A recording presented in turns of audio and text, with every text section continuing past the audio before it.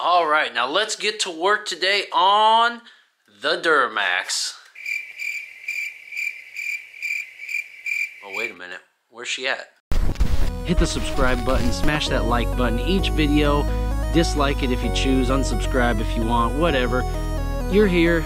We appreciate it. Just watch the video. Put a comment down below on what you like or want to see different next time. But just take the time to enjoy this day. Super grateful, as always. You guys keep being awesome, keep being amazing, and keep influencing the world. All right, what's going on, ladies and gentlemen? Welcome back to the channel. Sorry I'm not super upbeat today. This is not one of them videos that I was looking forward to making or even thought that I would be making, especially this time. Talk about timing. I hope everybody had a great and safe holiday season. Actually, believe it or not, my very first day back to work, returning after the new year, got into a head-on collision in the Duramax. How dramatic. I'm still replaying this thing in my head.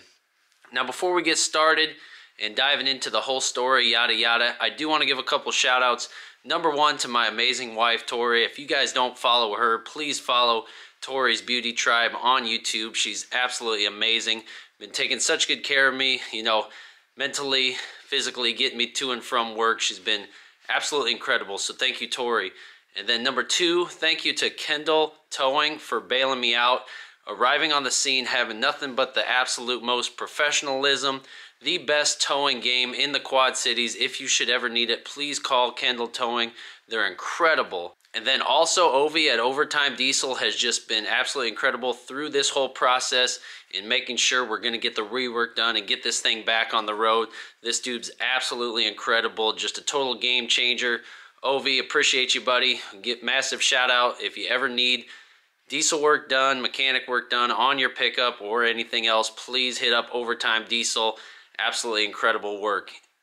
So anyways, today we are going to talk about what happened, the crash we were in. Now, I do want this to be more of like a lesson we can all learn from, right? It's always so easy to see the negative, but a lot of positive can come out of this as well. I will show some pictures and videos, you know, that I took from the crash. I was hit head on coming around a corner where the road has a nice tight elbow. The other driver did not see the turn coming because they were distracted by their cell phone. So distracted driving is something that, you know, 20, 30 years ago we never even really thought about. There was drunk driving and stuff, yada yada. But the distracted driving now is killing tons of people out there because people are glued to their cell phones. And I admit, you know, the temptation is there that you feel the vibration or you hear the ringing. You want to look over, you want to check the phone. Some people are even on Facebook on their phone. It's just crazy, you know, how glued to technology we are. But it's super dangerous, and I was a victim of this distracted driving. So coming around the corner, the other driver did not see that the road had a nice bend in it, and they went head on into me. I literally saw it like at the last minute because I figured they were going to take the turn. Well, they did not take the turn, and then, you know, I tried to brake at the last minute because I seen them approaching me pretty quickly at like 30, 35 miles an hour, and I was maybe, you know, going 20, a little bit slower coming around the corner. But they plowed right into me. It was like one of those dreams where you go to hit the brakes, but nothing happens. That was exactly what happened, and they slammed right on into me. I could not believe it. It was a nice hit, but it did not set up my airbags. Thank God, truck sits up a little bit, so it did way more damage. It told the other vehicle on the spot, but it did give me a good scare. You know, it's 4 o'clock in the morning, so it's like I'm just waking up and trying to get to work, and I do not expect to get hit head on. So the Duramax did take a heck of a beating, but you know, the truck is like the least of the worries, you know. There's inside the hood looks good, but the outside, not so good. Look at that. Look at that. What a nosebleed, man. Such a good looking vehicle. All the way destroyed. Unbelievable. I won't put you on it.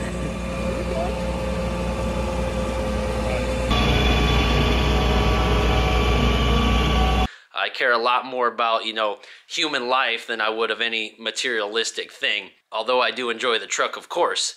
So I do wish no ill will on the gentleman that hit me. It's not a big deal. Accidents happen, you know, it could have been a lot worse. Thank God he was okay as well. So I will not, you know, point blame, because I know that these things do happen. I just want us as drivers, as human beings, to just, you know, take an extra second to think about the consequences we could have of taking a phone call or text message, you know, that could change or alter somebody's life. And that's exactly what was going through my head, you know, as a father, as a husband. It's like, man, I really could care less about, you know, the truck. I just do not want anybody getting hurt out there. And so luckily we did get through that okay. You know, he did not try to fight the fact that he was at guilt here. So I'm definitely, you know, appreciative that he did not try to lie about it or try to make up some story. Very open and honest with the police and everybody else. So we've been able to, you know, work through that insurance thing. You know, the truck's at the shop, about ready to get the work done. We do not know the extent of the damages thus far. They're just in the tear down phase. I know for sure the bumper smashed, the grill's smashed, the intercooler leaked all the antifreeze out of it. It was smashed. Obviously all the parking sensors up front, the fog lights, you name it. But the one bad thing is it needs a new frame too, because the frame is bent from the impact. So I noticed when I went to open my passenger's door that it kind of binded on the hinge. So I did not like that at all either. So when they looked at it, they're like, oh yeah, your frame's all smashed in. You're gonna need a new frame. I'm like, oh dear God, here we go. But at least the interior is perfect and everything back on the truck is just fine. So it's definitely salvageable, but it does probably have, you know, tons of, I don't even know how much into it, maybe $15,000, $20,000 worth of damage. But you know, what's a new one? 60 at this point. So it's still definitely salvageable, worth fixing, but do have to find out everything that is wrong with it. Now, by the time you guys see this, we're gonna know. Maybe we'll have the truck back by the time you guys are watching this. I don't know. Maybe we'll have a new vehicle if they total it out. I certainly do not want that. I want my truck fixed. It's only a couple months away from being paid off, as I keep saying. So I do not want to have to buy a new vehicle if they were to scrap it out completely, because I bought this truck pre-COVID prices, and I do not want to have to buy a truck post-COVID where now the trucks are 60, 70,000. You know, mine's probably not worth that, certainly. So I know when I show this, it'll probably bring the resale value down of my truck if I were to sell it down the road. People will watch this, and I wouldn't lie about it anyway. You know, it's been a pretty serious accident. But at the same time, I planned on keeping this truck anyway, so that's even more so why I'd rather just have my truck fixed as opposed to totaling it out. But I know a lot of you have probably been, you know, victims of accidents, maybe caused an accident, etc. But I just want to, you know, take this opportunity to share my story and my experience with all of you, and maybe you can share one as well, and we can all grow and learn from each other. So it does suck that the Duramax is not going to be on the channel for a hot minute, because we had a lot of good things going with that. But I do not want to try to start a new loan or start a new vehicle when I've already planned on investing in a new car for the channel. So please be praying for me that we do get everything ironed out. You know, a lot of back and forth with insurance, yada yada. I pick up the rental car here in 2 days. That way I got some way to get back to work for now. But you know, please be patient with me in this meantime, but take a look at this stuff again, and you know, hope that we do get this Duramax put back together for the channel. So I'm trying to think of how to wrap this up. I just keep repeating myself, you know, to please use caution out there on the highway. Please try to focus on the road entirely, and try to use your Bluetooth if you need to talk on the phone, but just do not try to have that thing, you know, anywhere near your grasp, I guess. I don't know what my ask is here. I just want everybody to be safe. I want everybody to get home to their family and loved ones the same way they left the house, or better. So yes, vehicles are cool, material possessions are cool, but human life, that's what we all should care about each other. Thank you for watching this video.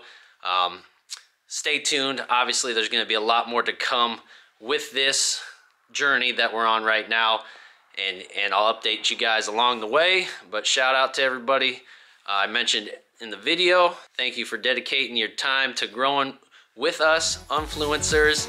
We love you guys. We'll see you in the next one. Peace.